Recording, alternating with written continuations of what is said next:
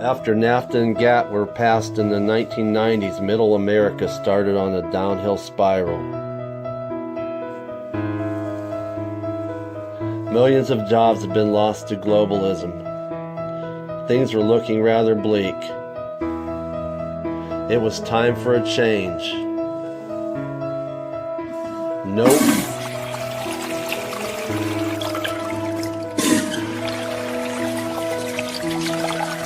Out with the old, and in with the new.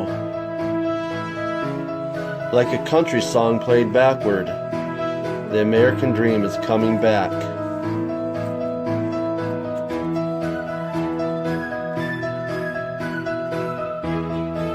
Manufacturing, the lifeblood of the middle class, is coming back. Laid off workers are being called back. Over 200,000 new jobs and counting. The restoration has begun.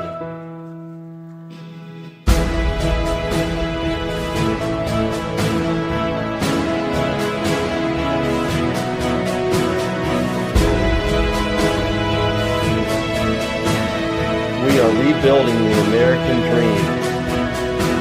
Please like and share our page on Facebook.